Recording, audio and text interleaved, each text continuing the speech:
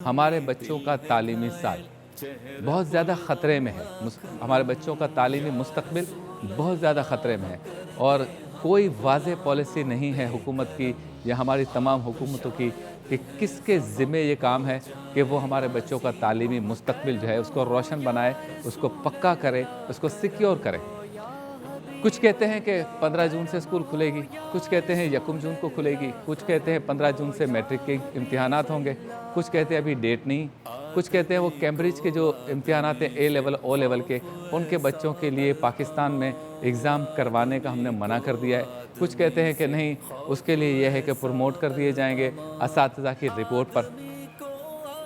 यूनिवर्सिटियाँ बंद हैं, कॉलेजेस बंद हैं। जिन बच्चों को डॉक्टर बनना था वो परेशान है, हमारे मुस्तक़बिल का क्या होगा। जिन बच्चों या बच्चियों को इंजीनियर बनना था वो परेशान है, हमारे मुस्तक़बिल का क्या होगा। जिन्होंने पीएचडी करनी थी, डॉक्टरेट की डिग्री हासिल करनी थी, उनको भी नहीं पता कि उनके साथ क्या होगा।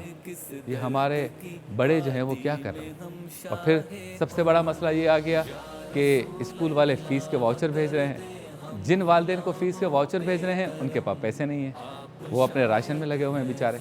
और जिन स्कूल वालों को हम फ़ीस नहीं दे रहे, उनको उनके मालिक मकान कह रहे हैं कि स्कूल खाली करो या पैसे दो, क्योंकि मैं भी राशन में लगा हुआ हूँ।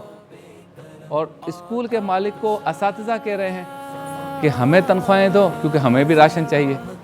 अब स्कूल का मालिक भी फंसा हुआ है, मालिक मकान भी फंसा हुआ है, असातिज़ा भी फंसे हुए हैं, वालिदैन भी फंसे हुए हैं। अगर कोई नहीं फंसा हुआ तो वो हमारे हुक्मरान हैं।